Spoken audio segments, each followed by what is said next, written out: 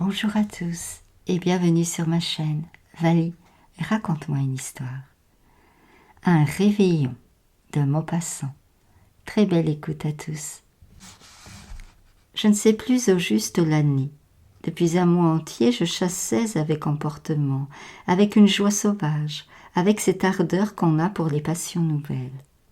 J'étais en Normandie chez un parent non marié, Jules de Banneville, seul avec lui, sa bonne, un valet et un garde dans son château seigneurial. Ce château, vieux bâtiment grisâtre, entouré de sapins gémissants, au centre de longues avenues de chênes où galopait le vent, semblait abandonné depuis des siècles. Un antique mobilier habitait seul, les pièces toujours fermées, où jadis, ces gens dont on voyait les portraits accrochés dans un corridor aussi tempétueux que les avenues recevaient cérémonieusement les nobles voisins. Quant à nous, nous nous étions réfugiés dans la cuisine, seul coin habitable du manoir, une immense cuisine dont les lointains sombres s'éclairaient quand on jetait une bourrée nouvelle dans la vaste cheminée.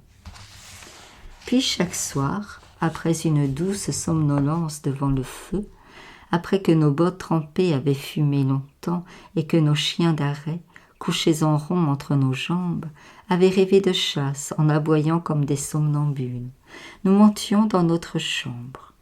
C'était l'unique pièce qu'on eût fait plafonner et plâtrer partout, à cause des souris. Mais elle était demeurée nue, blanchie seulement à la chaux, avec des fusils, des fouets à chiens et des cors de chasse accrochés au mur. Et nous nous glissions grelottant dans nos lits aux deux coins de cette case sibérienne. À une lieue en face du château, la falaise à pic tombait dans la mer, et les puissants souffles de l'océan, jour et nuit, faisaient soupirer les grands arbres courbés, pleurer le toit et les girouettes, crier tout le vénérable bâtiment, qui s'emplissait de vent par ses tuiles disjointes, ses cheminées larges comme des gouffres, ses fenêtres qui ne fermaient plus. Ce jour-là, il avait gelé horriblement. Le soir était venu. Nous allions nous mettre à table devant le grand feu de la haute cheminée où rôtissait un rable de lièvre, flanqué de 2 perdrix qui sentaient bon. Mon cousin leva la tête. « Il ne fera pas chaud en se couchant, » dit-il. Indifférent, je répliquai. « Non, mais nous aurons du canard aux étangs demain matin. » La servante, qui mettait notre couvert à un bout de la table et celui des domestiques à l'autre bout, demanda « Ces messieurs savent-ils que c'est ce soir le réveillon ?» Nous n'en savions rien, assurément, car nous ne regardions guère le calendrier. Mon compagnon reprit « Alors c'est ce soir la messe de minuit. C'est donc pour cela qu'on a sonné toute la journée. » La servante répliqua « Oui et non, monsieur. On a sonné aussi parce que le père Fournel est mort. » Le père Fournel, ancien berger, était une célébrité du pays. Âgé de 96 ans, il n'avait jamais été malade, jusqu'au moment où, un mois auparavant, il avait pris froid, étant tombé dans une mare par une nuit obscure. Le lendemain, il s'était mis au lit. Depuis lors, il agonisait. Mon cousin se tourna vers moi. « Si tu veux, dit-il, nous irons tout à l'heure voir ces pauvres gens. » Il voulait parler de la famille du vieux, son petit-fils âgé de 58 ans et sa petite belle-fille d'une année plus jeune. La génération intermédiaire n'existait déjà plus depuis longtemps. Ils habitaient une lamentable masure à l'entrée du hameau, sur la droite. Mais je ne sais pourquoi cette idée de Noël au fond de cette solitude nous unit en humeur de causer. Tous les deux, en tête-à-tête, nous nous racontions des histoires de réveillons anciens, des aventures de cette nuit folle, les bonnes fortunes passées et les réveils du lendemain. Les réveils à deux avec leurs surprises hasardeuses, l'étonnement des découvertes. De cette façon, notre dîner dura longtemps. De nombreuses pipes le suivirent. Et, envahis par ces gaietés de solitaire, des gaietés communicatives qui naissent soudain entre deux intimes amis, nous parlions sans repos, fouillant en nous pour nous dire ces souvenirs confidentiels du cœur qui s'échappent en ces heures d'effusion. La bonne, partie depuis longtemps, reparut. « Je vais à la messe, monsieur. »« Déjà ? Il est minuit moins 3/4. »« Si nous allions aussi jusqu'à l'église, » demanda Jules. « Cette messe de Noël est bien curieuse au champ. » J'acceptai, et nous partîmes enveloppés en nos fourrures de chasse. Un froid aigu piquait le visage, faisait pleurer les yeux. L'air cru saisissait les poumons, desséchait la gorge. Le ciel profond n'était dur, était criblé d'étoiles, qu'on eût dites pâlies par la gelée. Elles scintillaient non point comme des feux, mais comme des astres de glace, des cristallisations brillantes. Au loin, sur la terre d'airain, sèche et retentissante, les sabots des paysans sonnaient, et partout l'horizon, les petites cloches des villages, tintant, jetaient leurs notes grêles comme frileuses aussi, dans la vaste nuit glacée. La campagne ne dormait point. Des coqs trompés par ces bruits chantaient, et en passant le long des étables, on entendait remuer les bêtes troublées par ces rumeurs de vie. En approchant du hameau, Jules se ressouvint des Fournel. « Voici leur baraque, dit-il, entrons. » Il frappa longtemps en vain. Alors une voisine qui sortait de chez elle pour se rendre à l'église, nous ayant aperçus, « Ils sont à la messe, messieurs. Ils vont prier pour le père. »« Nous les verrons en sortant, » dit mon cousin.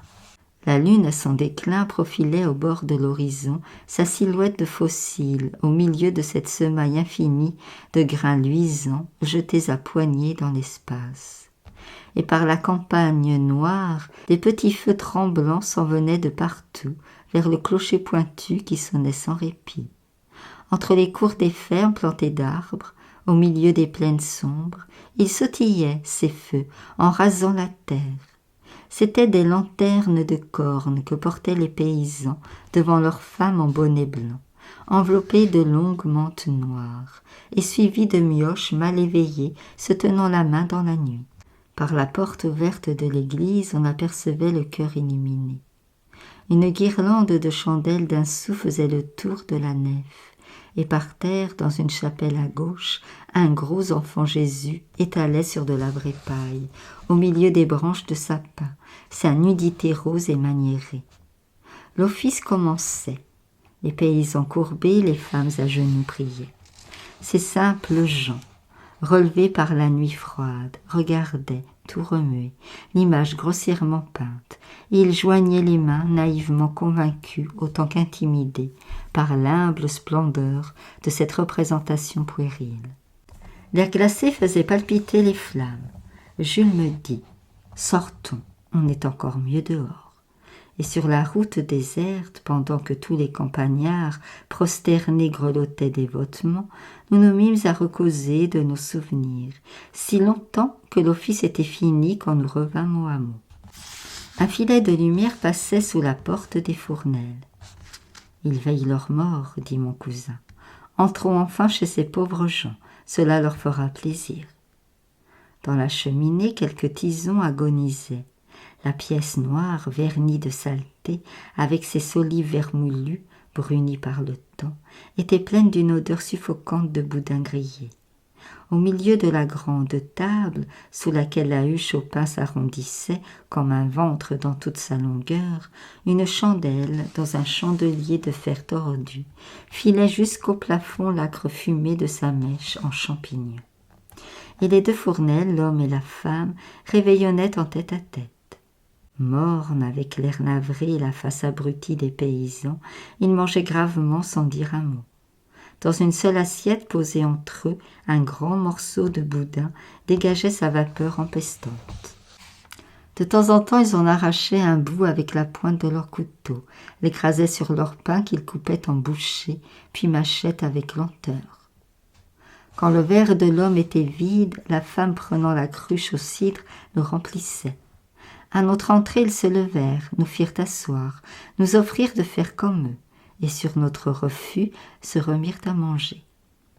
Au bout de quelques minutes de silence, mon cousin demanda « Eh bien, Antime, votre grand-père est mort ?»« Oui, mon pauvre monsieur, il a passé tantôt. » Le silence recommença. La femme, par politesse, moucha la chandelle. Alors, pour dire quelque chose, j'ajoutai. Il était bien vieux. Sa petite belle-fille de 57 ans reprit. Oh, son temps était terminé. Il n'avait plus rien à faire ici. Soudain, le désir me vint de regarder le cadavre de ce centenaire, et je priai qu'on me le montrât. Les deux paysans, jusque-là placides, s'émurent brusquement. Leurs yeux inquiets s'interrogèrent et ils ne répondirent pas. Mon cousin, voyant leur trouble, insista.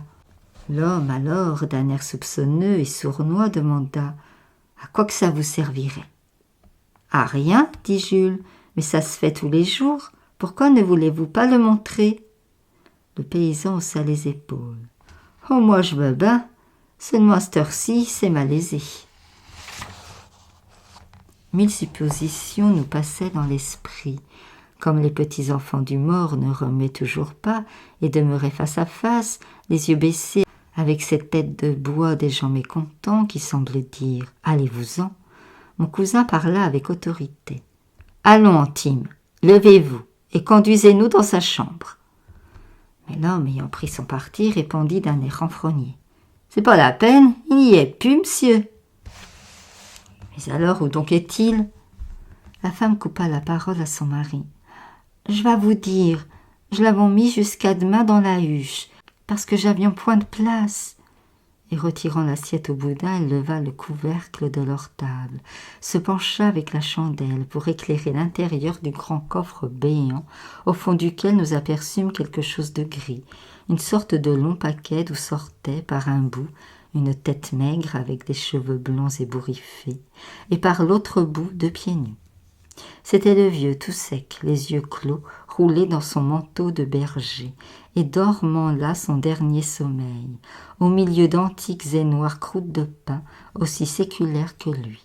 Ses enfants avaient réveillonné dessus. Jules, indigné, tremblant de colère, cria « Pourquoi ne l'avez-vous pas laissé dans son lit, maintenant que vous êtes ?» Alors la femme se mit à larmoyer et très vite. « Je vais vous dire, mon bon monsieur, j'avons qu'un lit dans la maison. Je couchions avec lui auparavant, puisque j'étions que 3. Depuis qu'il est si malade, je couchons par terre. C'est dur, mon brave monsieur, dans ces temps-ci. Eh bien, quand il a été trépassé, tantôt je nous sommes dit comme ça, puisqu'il souffre plus, cet homme, à quoi que ça sert de le laisser dans le lit? Je pouvons bien le mettre jusqu'à demain dans la huche, et je pouvions pourtant pas coucher avec ce mort, mes bons messieurs. » Mon cousin, exaspéré, sortit brusquement en claquant la porte, tandis que je le suivais, riant aux larmes. Merci beaucoup pour votre écoute. À bientôt.